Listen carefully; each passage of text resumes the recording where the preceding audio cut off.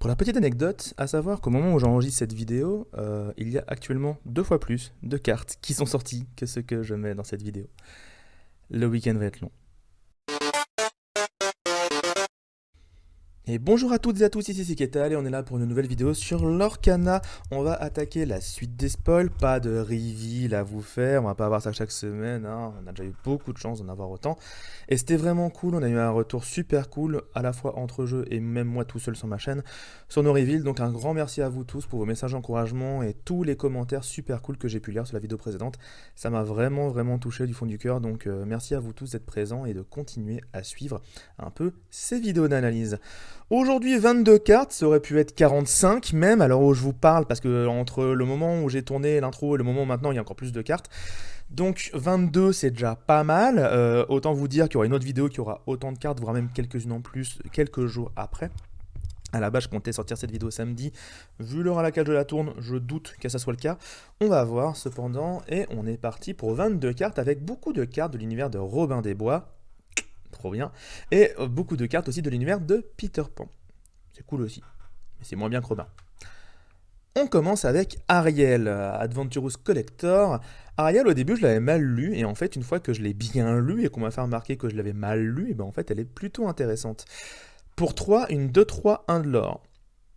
Pas ouf, mais déjà elle a évasif, donc déjà ça devient un peu intéressant. Elle est difficile à cibler, bon, elle part toujours avec un fracassé sur 3 points de vie, mais au moins, si elle fait des choses, bon, elle peut s'incliner sans se faire taper facilement dessus. Et le vrai avantage, bien évidemment, c'est que quand on joue une chanson, le personnage de notre choix gagne évasif jusqu'au début du prochain tour. Et moi, j'avais lu jusqu'à la fin du tour.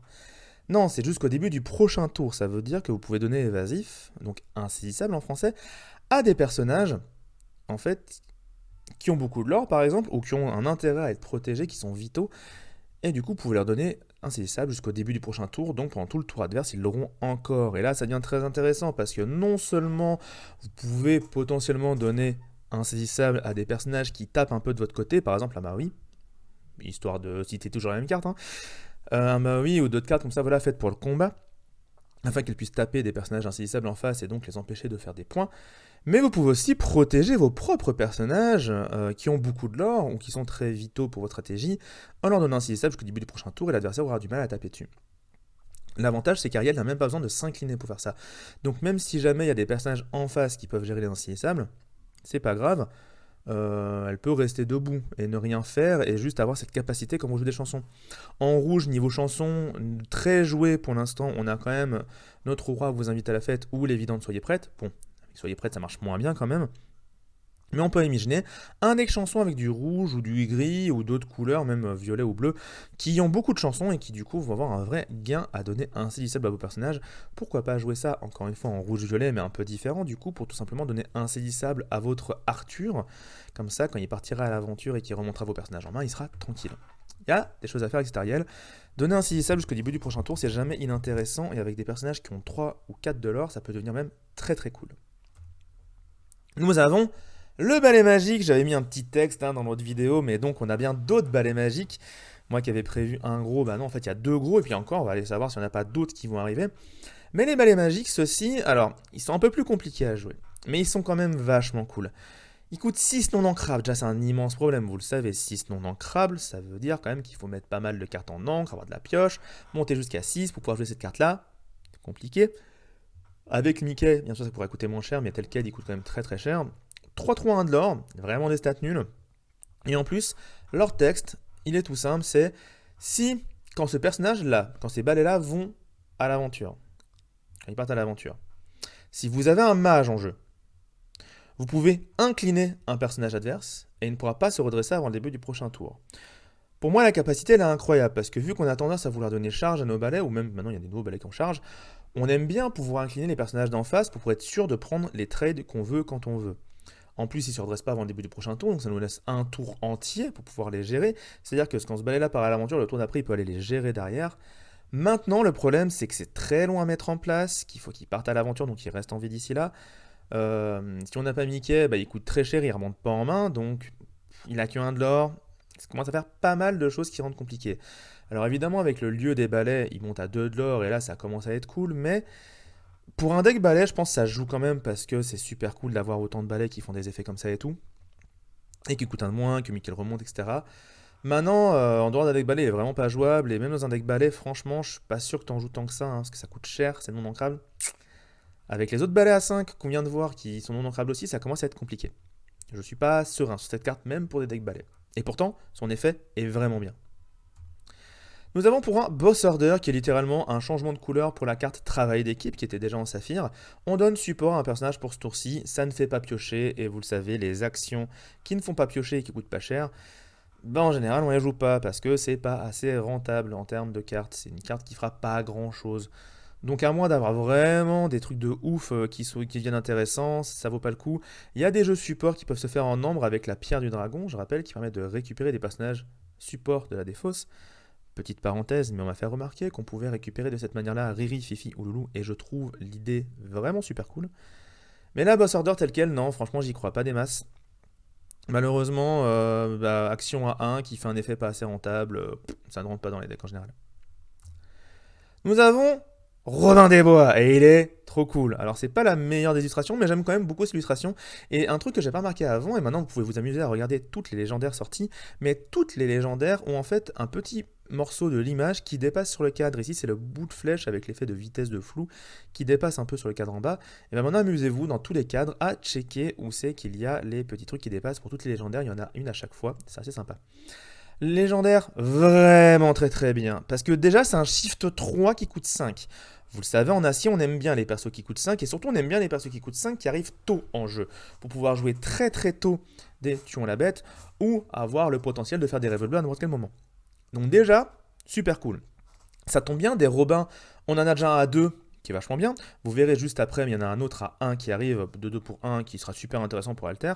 Mais donc, on a des cibles, sans compter Morph, potentiellement. Maintenant, il faut toujours penser à Morph aussi, mais le Shift 3, vraiment, il peut se faire tranquillement, je pense. Mais en plus de ça, le personnage est très proche de TK en acier, la légendaire, si je ne me trompe pas, acier du chapitre 1, avec un peu moins de stats parce qu'il coûte moins cher, c'est-à-dire que TK pour 6, pardon, elle est 5-5, ici pour 5, on a une 3-6. 2 de l'or dans les deux cas. Et dans les deux cas, durant notre tour, si ce personnage en bannit un autre durant un défi, on gagne 2 de l'or. Le but est donc simple, le but c'est de faire du lore tout en montant, tout en gérant le board adverse. Donc si jamais il n'y a pas de personnage incliné, on fait 2 avec Robin des Bois. Si jamais il y a des gens inclinés, on peut leur taper dessus. Et du coup, gagner du lore. Les stats 3-6 sont pour moi très intéressantes pour un shift 3, parce que du coup, il n'y a quasiment rien qui au tour 3 ou au tour 4 peut le gérer tranquille. Donc lui, par contre, il va mettre une vraie pression à l'adversaire, parce que l'adversaire, s'il part à l'aventure, vous allez non seulement gérer son board, mais aussi gagner du lore en même temps. Et en plus de ça, si jamais il est banni dans un défi, attention, dans un défi, ça veut dire que si l'adversaire vous le bannit dans un défi, ou si même vous allez le sacrifier dans un défi pour gérer quelque chose en retour, vous piochez une carte en plus, donc c'est de la pioche, dans tous les cas, c'est super bien.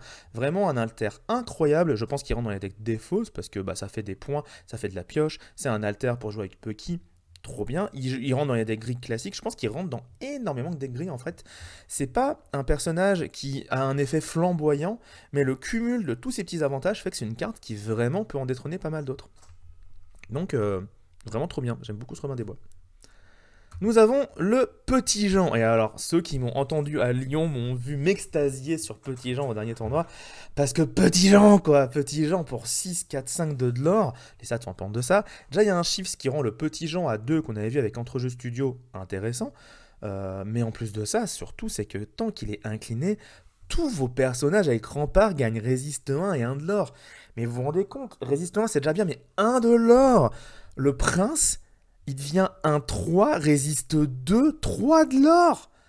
C'est ouf, il est ouf le prince avec ça. Et ça vaut pour tous les personnages remparts qui du coup gagnent non seulement un immense moyen de résister sur la durée, mais surtout les incliner pour faire du lore sera forcément rentable parce qu'ils auront au moins 2 voire 3 de l'or. Et là du coup les decks remparts qui vont essayer de rush avec Little John, de vraiment jouer plein de remparts, de jouer le tabard du mousquetaire, pour faire de la pioche quand ils sont défiés et bannis, qui vont jouer donc Little John pour leur donner plus de l'or et résiste 1, d'autant plus que Little John lui-même, il n'a pas rempart, donc tous les remparts autour de lui le protègent et l'aident à garder cette capacité active. 5 de vie permet de résister à énormément de blast derrière, franchement, Little John, il est trop fou. Là, j'ai envie d'imaginer soit un deck gris-bleu avec du résiste à foison et aurore pour leur donner à tous hors d'atteinte, et là, et là, c'est une purge pour l'adversaire, soit d'imaginer tout simplement un deck jaune-gris, un peu à la manière des decks mousquetaires, sauf que là, les mousquetaires, bah, ils auront résiste 1 et 1 de l'or en plus. C'est trop bien, franchement, j'adore ce Little John, il donne à lui seul envie de créer des decks. C'est exactement ce qu'on veut pour une super rare ou une légendaire, des cartes qui ont des effets euh, différents des autres, qui donnent à eux seuls envie de builder des decks. C'est parfait, excellente carte, j'adore. Je sais pas si ça sera jouable compétitivement, je sais pas si les decks remparts seront forts au chapitre 3, mais en tout cas j'ai envie de les jouer, c'est sûr. Nous avons le shérif de Nottingham pour 4. Shérif de Nottingham, 2-4, 1 de l'or pour 4 non ancrables, et ça c'est le gros problème de shérif, parce que sinon il aurait été super intéressant.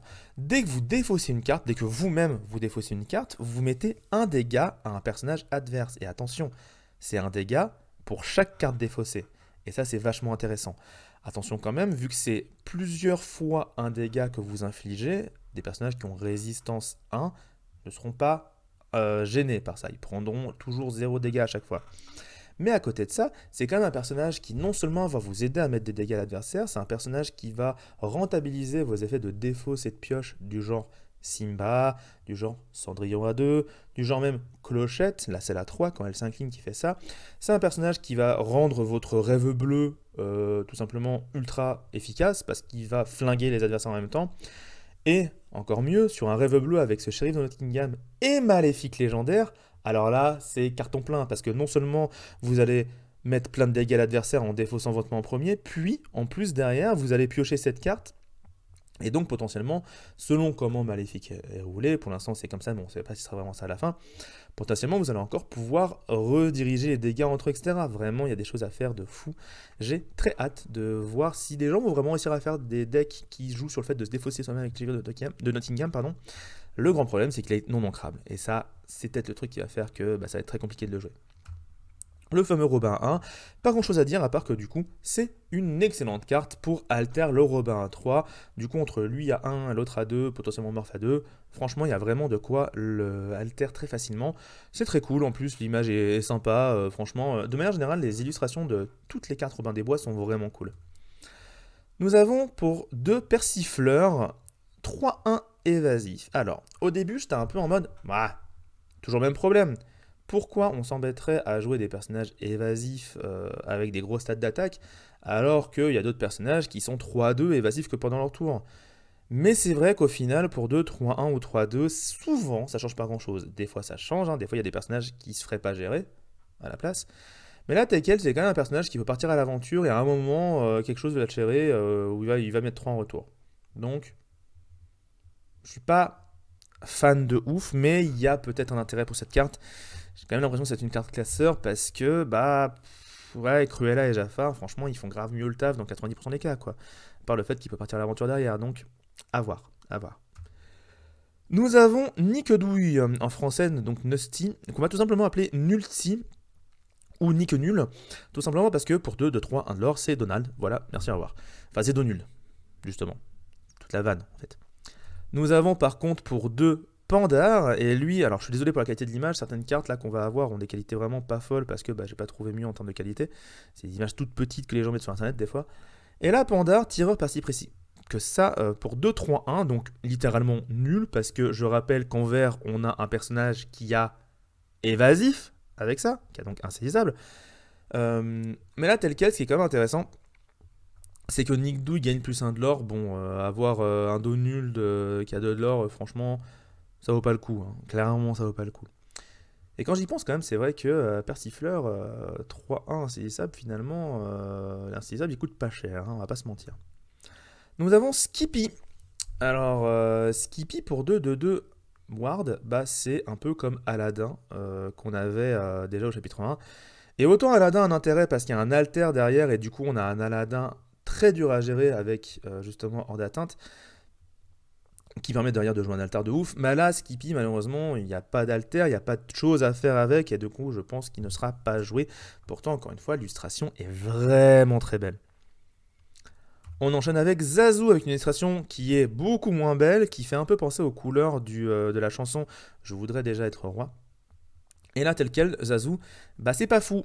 Pour 1-2-1, avec l'effet que si jamais Zazu est sur un lieu, il gagne plus 1 de l'or. En fait, on va en reparler parce que plusieurs personnages ont des effets comme ça, et moi j'ai un problème avec cet effet, c'est que pour mettre sur un lieu, à moins d'avoir la carte au trésor, pour l'instant tous les lieux, le coût minimum pour entrer dedans c'est de 1. Ce qui veut dire que quand vous voyez ce genre de capacité, il faut vous dire déjà, il faut que j'ai un lieu, mais en plus il faut que je paye un de plus. Donc en fait, Zazu, finalement c'est pour 2, une 2-1, 2 de l'or. Faut le voir un peu comme ça, avec la condition de devoir avoir un lieu. Attention. Et en fait, pour 2, 2, 1, 2 de l'or, bah, c'est Aladdin du chapitre 1.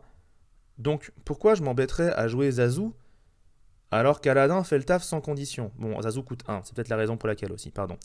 Mais en fait, je vais dire ça autrement. On a vu la dernière fois les Cursed Merfolk, donc j'ai pas encore de vraie trad française, donc je vais continuer à dire ça comme ça. Et eux, bah en fait, ils ont 2 de l'or pour 1, et la vie, on s'en moque parce qu'ils sont là pour faire 2 de l'or, donc il n'y a pas de condition derrière, et en plus, ils font défausser l'adversaire. Dans quel monde on joue Zazu plutôt que ça? Donc non, Zazu malheureusement est une carte qui va rester dans les classeurs, parce que rentrer dans un lieu, c'est une vraie condition, parce qu'il faut et à la fois avoir un lieu, et à la fois monter le coût du perso, et du coup ça le rend pas intéressant. Et oui, pourquoi je dis Zazu 2? Mais oui, non mais attendez, je suis bête, mais oui, parce que justement ça coûte 1 de plus, donc c'est bien ça, c'est bien Aladdin en acier du chapitre 1, mais avec des conditions, donc c'est nul. Et vous allez voir que ça marche pour pas mal de personnages. Déjà, rappelez-vous que Scroops, je crois qu'il s'appelait, le personnage rouge, c'était un peu la même chose. Vous allez voir qu'on va en reparler. Ça par contre, c'est vraiment intéressant. Les deck rush qui gagnent une carte incroyable. Kida, protecteur d'Atlantis, pour 5, 3-5 de l'or, avec un shift, et on a vu qu'il y avait des Kida pas chers, donc le shift, il est bien faisable. Et en plus, quand vous jouez ce personnage, tous les personnages ont moins 3 de l'or jusqu'au début de votre prochain tour. Je pense, je peux me tromper, mais je pense que ça englobe aussi les personnages qui auraient charge et qui rentreraient durant le tour adverse. Dans le sens que c'est marqué tous les personnages. C'est pas marqué tous les personnages en jeu. Non, c'est tous les personnages. Donc soit vous pouvez commencer à faire vos trades avec vos personnages avant de jouer Kida et vous dire bah, le tour prochain je prendrai pas grand chose dans la figure parce que moins 3 d'attaque c'est quand même beaucoup. Soit, ce qui est plutôt la façon dont je l'imagine être utilisé, vous jouez que des personnages à 2 de l'or qui ont les stats nuls et vous jouez Kida pour les protéger, faire un énorme tour avec beaucoup de l'or et des personnages qui risquent quand même de rester en vie d'ici le prochain tour. Je pense que c'est la manière dont elle sera jouée. Et autant le shift 3, pour elle, je trouve pas fou, parce qu'en fait, les Kida n'ont pas forcément de l'or ou de beaucoup de l'or ou des trucs intéressants. Bon, il y a un peu la Kida quand même qui est rempart en acier qui rentrerait bien avec, hein, parce que vous pouvez avoir rempart pour protéger vos autres personnages et au dernier moment vous shiftez. Et pour moi, cette Kida, c'est surtout une très bonne carte. Bah voilà, justement, tour 4, tour 5, plutôt tour 5 a priori, où vous allez avoir déjà pas mal de personnages avec 2 de l'or sur le terrain, et du coup, vous allez pouvoir vraiment les protéger, les rentabiliser de ouf grâce à Kida. Il y a des choses à faire, clairement. J'aime beaucoup cette carte. Encore une fois, une légendaire qui donne envie d'être entré dans un archétype ou de builder un deck autour. Et ça, c'est les légendaires qu'on aime bien. Nous avons Slightly, on commence à attaquer les cartes Robin des Bois, les cartes Peter Pan, pardon, avec un peu les enfants du pays imaginaire. Pour 4, 4, 3, insaisissable, 1 de l'or, et si jamais vous avez un personnage qui s'appelle Peter Pan en jeu, vous payez 1 de moins pour jouer Slightly. Du coup, si vous avez un Peter Pan pas cher, et vous allez voir qu'on va en avoir des Peter Pan pas chers, mais pas qui coûtent si peu cher que ça malheureusement, eh bien, vous pouvez avoir pour 3 une 4-3 insaisissable. Et là, ça devient super rentable, parce que déjà pour 3, 4-3, c'est vachement bien. Avec insaisissable, c'est très bien parce que offensivement c'est bien, en termes de lore, pour toujours faire un peu de lore derrière, mais là ça devient intéressant. Et même pour 4, 4, 3, 1 de lore insaisissable, ce ne sont pas des mauvaises stats en vrai. Et encore une fois, ce qui est dommage, c'est que les insaisissables, pendant le tour adverse, on préfère qu'ils aient beaucoup de lore, mais là juste déjà tel quel, ça fait des bons combattants et des bons personnages pour gérer les insaisissables. Et au bout d'un moment, si on met des insaisissables avec un de lore, bah ils font quand même du lore et ils peuvent potentiellement, avec des bonnes stats comme ça, partir gérer des personnages adverses en cas de besoin. Pourquoi pas. Nous avons Starkey. Starkey gagne une deuxième carte, ce qui est assez incroyable quand même.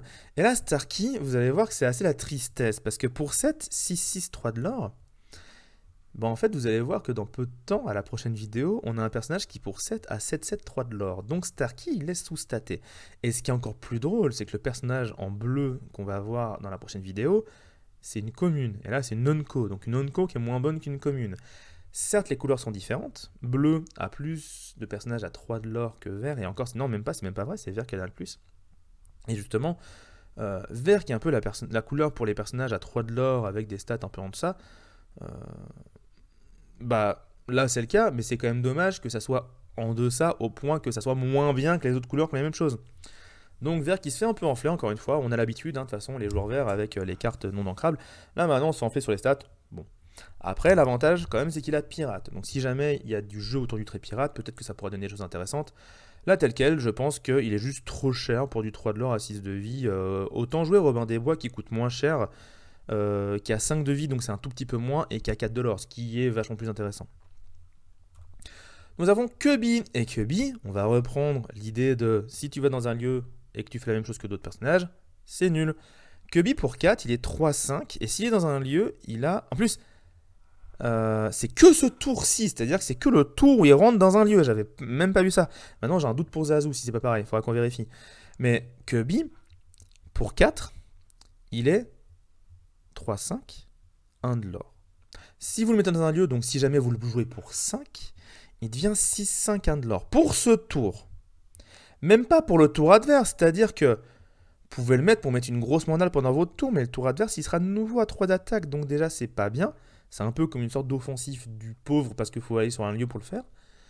Et pire que ça, c'est qu'en fait, bah, si on compte le fait qu'il doit coûter 1 de plus pour aller sur un lieu et 2 qui coûte 5, bon, on a déjà Donald en acier qui fait ça et il n'est pas joué. Et il n'est pas joué dans une couleur qu'on aurait pourtant de l'intérêt à jouer des 6-5. Acier, il aime bien avoir des gros personnages qui tapent. Donc non, franchement, pas ouf du tout. Cette carte, je l'aime pas, être ascendant en classeur, voilà. Faut vraiment penser que bouger dans un lieu, c'est un vrai coup. Et que, bah, à moins qu'il y ait des lieux Azure qui sortent, c'est trop compliqué. En plus, c'est que pour le tour. Dans tous les cas, c'est que pour le tour, c'est nul. Nous avons Peter Pan pour 3. Peter Pan qui est 1-3, 2 de l'or et charge. Alors déjà, encore une fois, 2 de l'or et charge, il faut arrêter. Vraiment, je vous le dis, il faut arrêter parce que les personnages qui sont là avec charge, ils sont pas là pour faire du lore.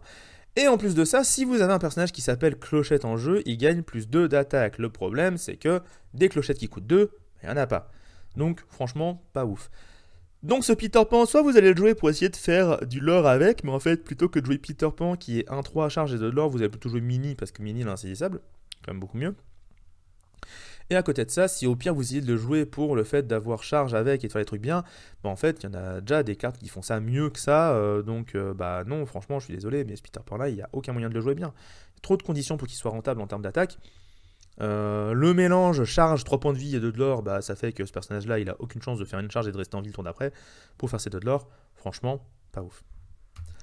Nous avons Makia, un nouveau dalmatien, du coup, qui est 3-4 pour 4 avec un de l'or, et vous pouvez l'incliner pour mettre moins 2 d'attaque à un personnage adverse.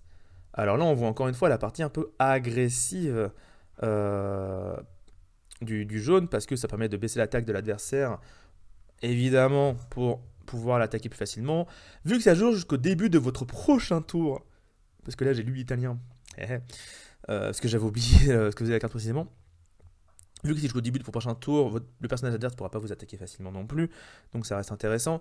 Maintenant, pour 4-3-4, juste faire cet effet-là, je suis pas forcément ultra fan. Après, elle a des stats intéressantes quand même, cette carte, pour pouvoir gérer les attaques adverses, surtout si vous mettez moins 2 au personnage qui voulait vous attaquer. Mais là, tel quel, ça me vend pas du rêve. À voir, mais je suis pas embarqué de ouf dans cette carte. Mais l'effet est intéressant. L'effet est intéressant. Nous avons le génie, pour 2, 2-2 avec 2 de l'or. Alors c'est comme Aurore du chapitre 1, sauf que Aurore avait un alter vraiment fort derrière. Ici le génie, les alters sont pas de la même couleur, donc à moins qu'il y ait un alter génie bleu, ce qui m'étonnerait, sachant que l'alter vert est pas fou du tout, bah je pense qu'il n'y a pas beaucoup d'intérêt à jouer ce génie, à moins si vous voulez jouer Rush en bleu et ne pas jouer Aurore, parce que vous préférez l'illustration du génie qui pour le coup est plutôt sympa. Voilà. Mais tel quel, on ne vend pas du rêve. Nous avons Nala, et là par contre la carte est très intéressante, pour 3, 2, 4, 2 de l'or, c'est des stats que j'aime plutôt bien en vrai, d'autant plus que dans d'autres couleurs pour avoir 2 de l'or, et pour 3 et 4 de vie, bah, t'as seulement 1 d'attaque, donc bah, ça devient super intéressant. Et du coup, petite carte qui peut aller faire du lore en rab, elle me fait penser un peu à la Lilo du chapitre 1, mais avec des bonnes stats pour le coup, et du coup vachement intéressante. J'aime beaucoup l'illustration surtout parce que c'est le moment où Ali est regagnée. Et regagner. Et du coup, vraiment, c'est un passage du dessin animé et du film qui me fait beaucoup rigoler à chaque fois. Donc, Nala, pourquoi pas. Intéressante. Nous avons Wendy, bah voilà, pour 2, 1, 3, 2 de l'an, encore une fois, ce sont des bonnes stats pour les decks rush, parce que pour 2, 2 de l'or, 3 de vie, ça devient intéressant. Votre personnage à 2, 2 de l'or, déjà c'est toujours intéressant, mais surtout, ce personnage-là, il ne sera pas géré aussi facilement qu'un Lefou pouvait se faire gérer, parce qu'elle a 3 de vie, la plupart des T1 n'ont pas forcément 3 d'attaque, il n'y en a que très peu, il y a Capitaine Crochet et Félicia pour l'instant, si je ne me trompe pas. Donc, à moins qu'il y ait ces personnages-là en jeu, bah, votre Wendy, elle va pouvoir potentiellement partir à l'aventure tranquille. Et pareil, même des tours 2 contre l'attaque, c'est pas Légion. Il y en a beaucoup plus, bien évidemment, mais c'est pas non plus Légion, donc ça devient quand même intéressant. Encore une bonne carte pour les deck rush. Jaune-violet, chapitre 3. Ouah, ça va aller vite, hein. Nous avons la dernière carte et elle est adorable. Regardez-moi, que petit plug, trop mignon. Pour 2 de l'or sont de très bonnes stats, d'autant plus, quand ce personnage est banni, vous avez le choix de le remélanger dans votre deck. Je pense que la plupart du temps, on va pas trop vouloir pour espérer avoir de meilleures cartes que des tours 2, mais en attendant, ça peut toujours donner la possibilité de contrer les decks des fausses, ça peut toujours donner la possibilité de remélanger votre deck, et donc, tous les effets qui vous disent en violet, vous mettez des cartes au-dessus de votre deck ou en dessous de votre deck, et les cartes en dessous de votre deck, vous les revoyez jamais. Et bien grâce à Pua, vous remélangez votre deck, et donc ces cartes-là, vous pouvez les revoir plus facilement potentiellement. Et ça change pas mal de choses selon la vous donne dans la partie. Donc l'effet n'est pas déconnant, c'est du 2 de l'or en tous les cas, c'est bien. Violet gagne un nouveau personnage à 2 de l'or à faire jump et jump et jump avec Arthur, les mimes, tout ça. Donc voilà, c'est pas aussi bien que Pinocchio, mais ça fait quand même 2 de l'or, donc c'est pas inintéressant pour autant. Vraiment, les decks jaune-violet, ils vont aller à une vitesse, parce que là, il n'y a que des personnages à 2 de l'or qui sortent, des personnages pas chers à 2 de l'or, et ça va vraiment aller très très vite. Donc voilà, j'espère que cette vidéo vous a plu, et j'ai pris un peu de temps, j'avoue, là je me suis un peu laissé aller sur certaines cartes. 26 minutes juste sur cette partie-là, sans compter l'intro, donc on va dire, allez, un peu moins de 30 minutes, alors qu'on a que 22 cartes. Je me suis un peu laissé aller, mais bon, il y avait des cartes vraiment très intéressantes. Ce chapitre 3, c'est une mine de cartes qui donne envie d'être joué dans des archétypes particuliers. Et du coup, je trouve ça trop bien parce que là, vraiment, j'ai une sorte d'exaltation et j'ai l'impression que, dites-moi si c'est le cas pour vous aussi dans les commentaires, mais j'ai l'impression que vous aussi, de manière générale, la communauté française est vraiment excitée sur chapitre 3, même pas tant par rapport au lieu, mais juste par rapport au nombre de cartes qui ont des effets cool, qui sont jouées. On a moins de vanilla, ou alors on a des vanilla avec beaucoup de lore, donc ça aide les decks rush et c'est quand même très intéressant. Et du coup, bah, on a envie de jouer tout ça, on a envie de créer des decks avec tout ça, on a envie de tester, mais voilà, il y a une vraie émulsion, je trouve. Et même des joueurs de jeux de cartes qui viennent d'autres univers et qui commencent à voir ce qui se passe au niveau de leur canal avec le chapitre 2, avec les compétitions et tout, et qui voient les cartes du chapitre 3, commencent à se dire, ah, ça devient intéressant, donc peut-être qu'en effet, le chapitre 3 sera la vraie consécration pour le compétitif de l'Arcana, et qu'on aura plein de decks différents en termes de duos de couleurs, mais même qu'au sein des duos de couleurs, on aura des archétypes différents à jouer qui seront équivalents. On va pas se mentir, je m'attends pas à ce qu'il y ait 10 decks tier 1 qui se tiennent à bourre, mais par contre, si on a déjà 5 decks tier 1 et plein de decks tier 2, qui peuvent potentiellement remporter un tournoi sur un coup de chance, ça sera déjà super bien, tant qu'il n'y a pas un deck qui surdomine la méta et qu'il y a plein de decks différents et que c'est jouable, c'est vachement bien. Donc voilà, avant que je dépasse les 30 minutes, je m'arrête là. Je vous fais à tous des gros bisous et je vous dis à très vite pour la prochaine vidéo. Ciao tout le monde.